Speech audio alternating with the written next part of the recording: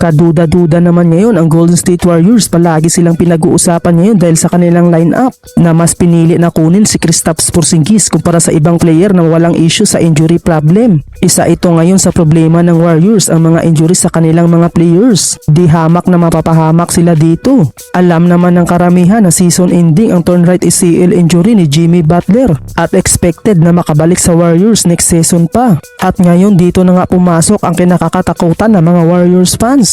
Gaya nga ng sinabi ko, may injury problem itong si Kristaps Porzingis na nagpapagaling sa kanyang left Achilles tendinitis na paniguradong malaking problema ito kapag sumakit ulit. Kapag nagkataon, aminado na walang tulong ang Warriors dahil wala na nga si Jimmy Butler at na-trade na rin si Jonathan Kuminga at Buddy Hield at pati na rin si Tracy Jackson Davis. Ang isa sa mas nakakatakot dito na baka ma-injury na naman si Stephen Curry at ma-sideline sa mahabang laro na alam naman natin na si Stephen Curry ang maasahan sa Warriors. Sa kanya lamang nakasalalay ang sitwasyon ng Warriors kaya napaka-importante ang kalusugan ni Stephen Curry na hindi pa nga sigurado kung makakaakyat ba sa itaas o malaglag gayon season ending si Jimmy Butler. Sa ngayon may average game si Porzingis ng 17.1 points, 5.1 rebounds at 2.7 assists per game na naglaro lamang siya ng halos 17 games sa Atlanta Hawks. Pero kahit ganito, madami pa rin ang naniniwala sa kakayahan ng big man dahil nga malaking tao na maaasahan sa rim protector sa rebounds at sa opensa na malaking tulong ito sa Warriors kung iisipin. Pero sana nga hindi lang ma-injury ng tuluyan upang umakyat ang Warriors sa itaas.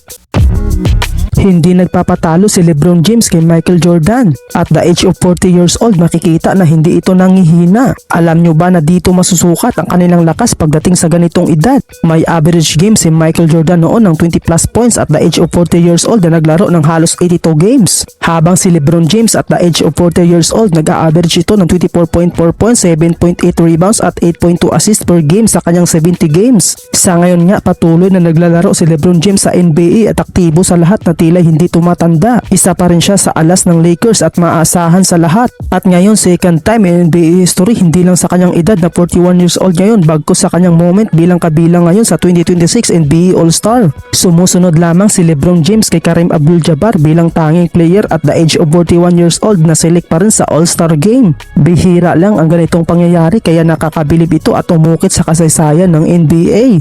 Habang si Michael Jordan naman bago magretiro sa NBA, naglaro pa ito ng All-Star Game. Naselect siya at the age of 40 years old sa Washington Wizards. Una na nagretiro si Michael Jordan noong 1993 pagkatapos manalo ng 3 consecutive championship. Pagkatapos noon bumalik naman si Michael Jordan at muling naglaro sa NBA. Pero kalaunan nagretiro ito ulit noong 1999 sa parehong pangyayari lang pagkatapos manalo ng 3 kampyonato. At ang huli na i-trade na siya sa Washington Wizards. At dito na nga ang huli na nag-anunsyo ulit si Michael Jordan sa retirement noong 2003 ang final decision ni Michael Jordan.